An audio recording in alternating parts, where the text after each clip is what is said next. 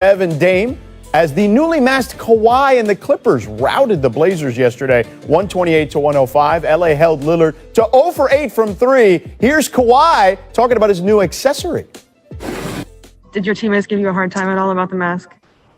I mean, it's hard to breathe in that mask. Yeah. Yeah, so hopefully this could help me out in the future. But, I mean, yeah, I get they start calling me Leatherface and stuff, but Serge can't talk too much. We got him on a trading block right now, so whoever wants him, let us know. We're trying to trade Serge. Now, Perk, obviously Serge is obviously not on the trading block. He was kidding around, which I think is funny because, look, Kawhi is supposed to be a fun guy, right? That's what we've heard about him. Mm-hmm. But the mask, whose mask? Who wore it better? The all-time mask man, Richard Hamilton, or Kawhi Leonard? Oh, it's Richard Hamilton. I mean, like, he set the trend. Like, that matched him. When you thought of it was knew that his mask, when he had that mask on, he was going to be on the tap. I don't know what that was Kawhi had on, but whatever it was he had on, he was on the mission. The mask worked because I haven't seen Kawhi this intense in a long time. And he's a phenomenal basketball player. But, George, I guess it was the mask, but he was on a mission last night. He was on a mission. So if he's going to play like this, wearing that ugly mask, then if I'm Ty Lue, I'm going to tell him, you got to keep this on. Yeah, I'm with you wholeheartedly. And yeah, Rip Hamilton is the all-time masked man in the NBA. Although we were talking about LeBron earlier. Remember, LeBron wore that black mask back in the day with the Heat when he busted his nose that one time. He looked like, something out of like a cartoon type movie, like a superhero movie. But anyway, Let's move on to the game, Perk. The Clippers are now 4-1, including a win over the Lakers and LeBron James, including a win over Nikola Jokic and the Nuggets. And now the Blazers, 3 of the top teams in the Western Conference. They do have that 51-point loss to Dallas, which is their only blemish. But what kind of statement did the Clippers make last night? They made a huge statement with all the riffraff that was going on between the Blazers and the Clippers. I thought the Clippers took this game personal and they wanted to send a message, and they did just that. From the jump, they set the tone. They approached this game like it was a playoff game. They were into the Blazers' airspace. They were contesting shots, making them miss, not hoping that they miss. And on the other end, they were attacking. They were attacking downhill. They were getting out, playing with great pace. They were tied on the string. And this is the Clippers team that we have been wanting to see. They look fun. They was fun to watch last night. You could tell Ty Lue is preaching team ball because they're passing up good shots to get great shots. This is the Clippers team that I've been expecting, and they looked phenomenal last night. I got to give credit where credit's due.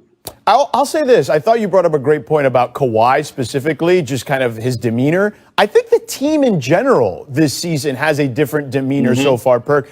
Outside of that one ridiculous game against the Mavericks, I mean, they look like they are all business so far this season. Is that a fair assessment? That is a fair assessment, and especially Paul George. He has been playing phenomenal right now. Like, if you had to take 5 guys that will be in the MVP conversation for the first week of the NBA season, Paul George's name should be mentioned. And he's doing a lot of things. I'm watching his playmaking ability. We all know that he could put the ball in the basket, but the way that he's using a pick and roll, throwing lobs to Big Zubac at the rim, and facilitating for others. I mean, when you look at guys like Nicholas Batum, who seems like to me he is having fun, and I'm watching him play. We haven't seen him play at this level in a long time. He's defending at a high level. He's knocking down shots. He's causing havoc up in the paint. Pat Bev is doing what Pat Bev do. It's just, hey, they wanted Ty Lue. Ty Lue is there, and it seemed like a big change. I hate to say it. Yeah, for sure. I don't think there's any question. The Batum thing is going to be big for them, too. So far, to your point, he has played his role perfectly. But I'm going to go on. We're going to go on here. Coming up in the show on his 36th birthday, we're going to ask how long LeBron can continue to be at or near his prime. You'll want to hear Perk's response on this one. First, though, it's just one game. We're hearing that a lot around the NBA right now as teams struggle to find their footing after the shortest offseason in history. Hey, so we lost by 20, won by 40, whatever. It's just one game. Which is true, except one game doesn't mean what it used to. In this shortened season, every outing is one of 72, not one of 82, which is why when, say, Ja Morant is projected to be out 3 to 5 weeks with an ankle injury, it's all that much more devastating for a team like Memphis. It's also why, in Philadelphia, even just this second week of the season, it feels like there's an invisible James Harden-shaped ticking clock over the Sixers' heads. Will Daryl Morey and Doc Rivers be better than their predecessors at putting Joel Embiid and Ben Simmons in position to flourish together? Or at some point, some number of games in, will it be time to push the button on a train for a certain bearded gentleman from Houston? The Sixers did seem to do the right things this offseason, making moves to create more spacing for their two stars, and they said the right things in training camp.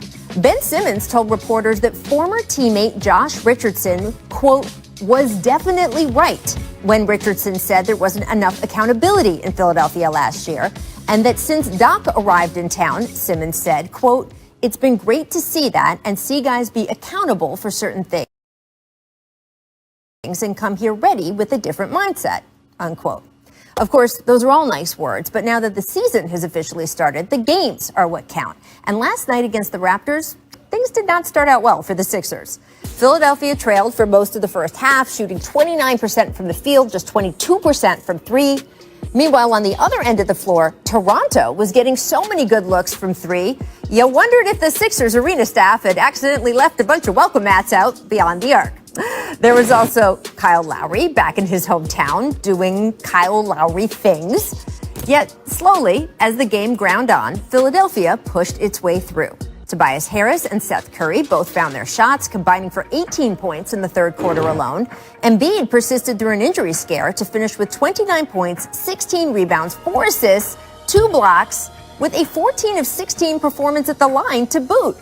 And the Sixers defense buckled down hard, holding Toronto scoreless for nearly 4 minutes in the final frame to turn the game for good. Now, this wasn't officially the game winner, but it felt like it. A nice Curry three on a pass from Embiid, where Curry was so wide open thanks to a triple team on Joel. The Sixers' updated roster construction working exactly like it's supposed to there. So what does it all mean? Should we be thinking this is finally the year that Embiid has a legit place in the MVP discussion? Should we be worried about Simmons still being predictable in the half court? Or should we be noting his defensive versatility as a marker of the Sixers being able to eke out more gritty wins like this one? Or should we not draw any conclusions at all? Sure, it was only just one game. But in this city, in this season, that means more than it ever has. So, Perk, seeing as how that was just one game last night, they're just a few games in, are you buying the Sixers roster tweak so far? I am buying it. The thing that the Sixers were missing was spacers and guys that could shoot the lights out of the ball.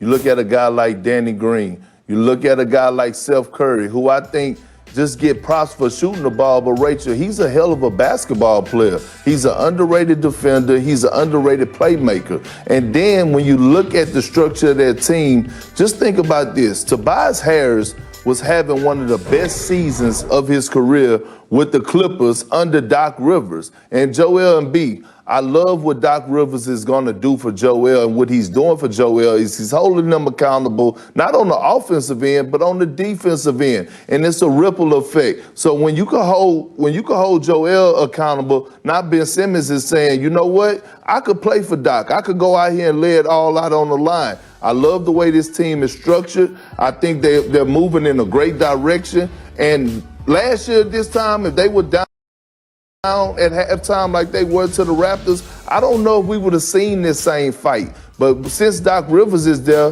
one thing I know about Doc, his halftime speeches are going to be on point, and he's also going to get guys to rally back and play together, and that's what we saw yesterday from the 76ers. You know, from the start, when Daryl Morey and Doc Rivers got together there, they made it very clear that this was going to be a Joel Embiid-focused team. Everything that they've said and done has pointed at that. They haven't gone away from Ben Simmons, but they have really played to Joel. And those roster tweaks that you mentioned, Rachel, were about Joel. And if you watched this game last night, they ran their offense through the end of the game through Joel Embiid with high pick and rolls. In their opener, where they had a 10-point comeback victory over Washington in the fourth quarter, they ran that whole fourth quarter offense through Embiid in the post. And, that is really what this is about. This is about giving Joel Embiid what he wants, which is the ball in his hands and control to be the kind of MVP candidate that he thinks he can be. The other thing is, Doc Rivers is putting no pressure on Ben Simmons on three-pointers. He has not taken a three-pointer yet. Last year, remember Brett Brown publicly announcing, yes, Ben, we want you to shoot a three every game. Doc has not done that at all, and the roster changes allow him to take that pressure off of Ben, and this approach so far has him 3-1, and then the loss was when Embiid sat. Do you feel like there is a point where they can see enough before the trade deadline that this is the group they're going to stick with? I should rephrase that, by the way.